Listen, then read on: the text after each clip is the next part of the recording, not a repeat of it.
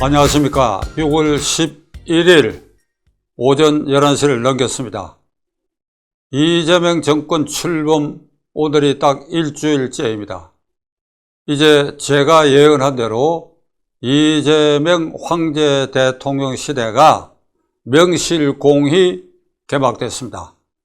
이재명 황제 시대를 열었던 그 기본에는 그의 대통령 후보 자격을 유지해 준 일부 법관들이 이재명 피고인에게 무릎을 꿇었기 때문에 그의 후보 자격이 유지됐습니다.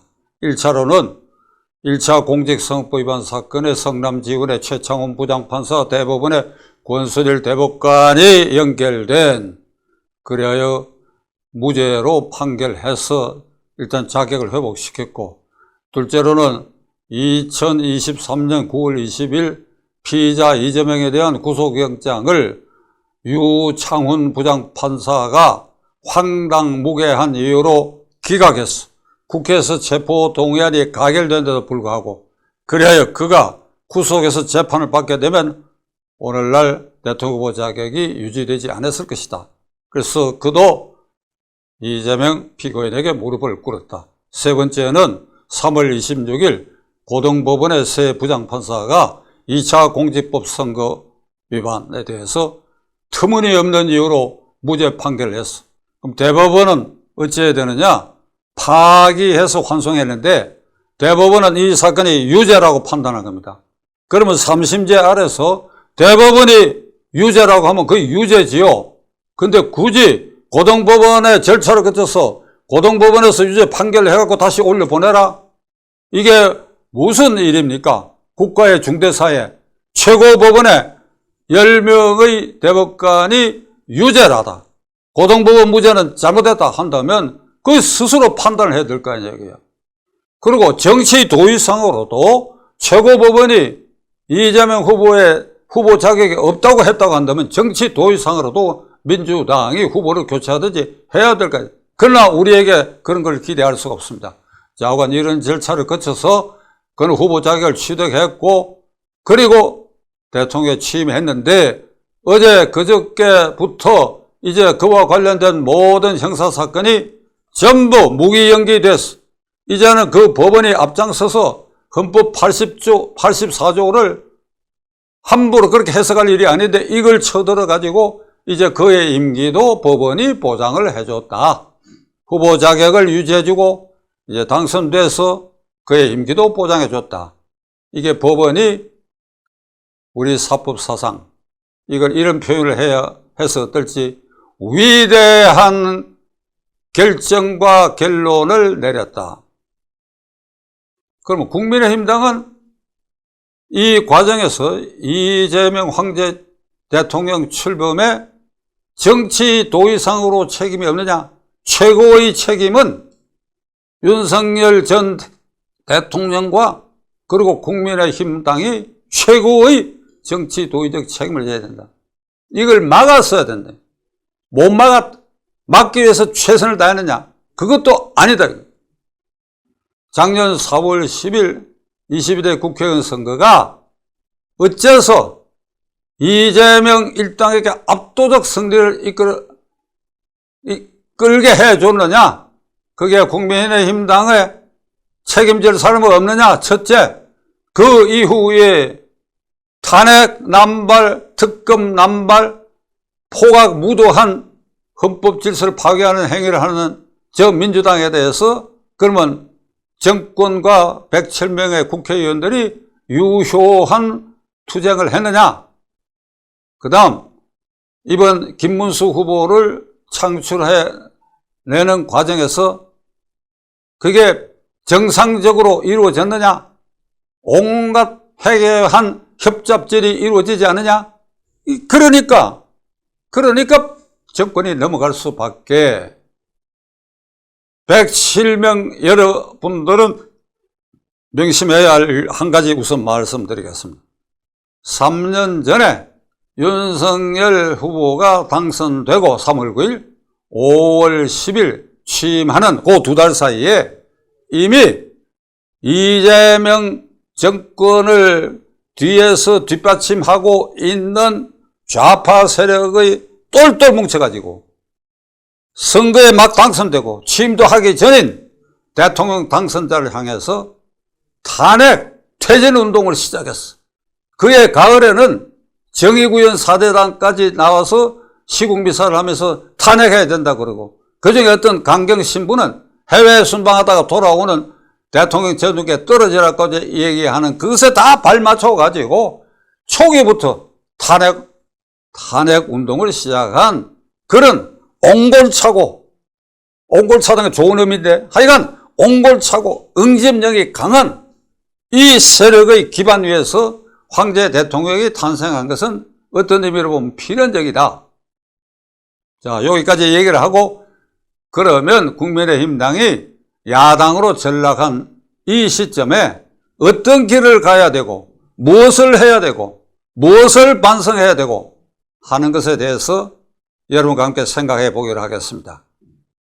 107명 국회의원들과 그리고 의원직을 갖지 않는 거기 지도자들 그룹은 왜 이 선거가 왜 졌으며 왜 황제 대통령이 탄생했는지, 누가 어떤 책임을 져야 하는지, 그리고 앞으로 우리가 무엇을 해야 하는지 다 잘 알고 있으라고 생각하고 있습니다. 모른다면 그대들은 바보야. 모른다면 바보야. 알고도 그 알량한 기득권을 지켜야 되겠다. 알량한 당권을 지켜야 되겠다. 그 알량한 내년의 지방선거 공천권을 쥐어야 되겠다. 이런 생각에 매몰돼 가지고 잘잘못과 진로에 대한 길을 깨닫지 못한다고 한다면, 바보가 아닌다면 그런 생각을 가진 자들은 그 영혼이 쓰레기로 가득 찼다. 바보보다도 더하다. 나라와 국민, 흔히 말하는 선당구사, 당이 앞서고 개인 이익은 뒤라 하는 건 말짱 거짓말이고 오로지 개인 이익을 위해서, 그래서 싸운 영혼이 쓰레기 더미로 가득 찬 자들이다. 바보 아니면 영혼이 쓰레기 더미로 가득 찬 이 자들로 현재 107명이 대부분 그렇게 구성되어 있다. 그게 싸우는 것이다.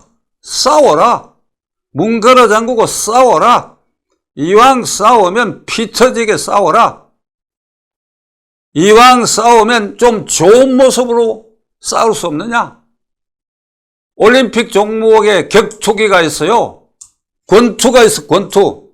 우리는 잘 살게 됐기 때문에 얼마 전 올림픽부터는 권투 종목에는 이게 선수를 선발하지 않습니다. 이게 이 격투기는 고대 로마 시대 이래에 가장 즐기는 스포츠고 구경거리였어요. 원형 경기장에서 1대1로 칼과 방패로 가지고 죽기 아니면 싸우는 겁니다. 네가 안 죽으면 내가 죽는다. 내가 살기 위해서는 너를 죽여야 된다. 처참하게 싸워갖고 상대의 양 피투성이를 만들어가 마지막에 칼을 그냥 심장에 확 꽂을 때 박수 환호가 터지고 열광하고 그걸 보고 좋아라 하면, 이왕 싸우려면 그렇게 한번 싸워봐라. 처절하게 한번 싸워봐라. 싸우는 가운데 싸움의 미학이라도 발휘해서 국민들이 쟤들이 그래도 제대로 싸우는구나, 이런 흔적이라도 남겨라. 이 정권 들어서고 국회에서 특검 법안이 3개가 통과되는데 그중에 내란 특검법입니다. 이것은 107명 여러분들을 겨냥한 것입니다.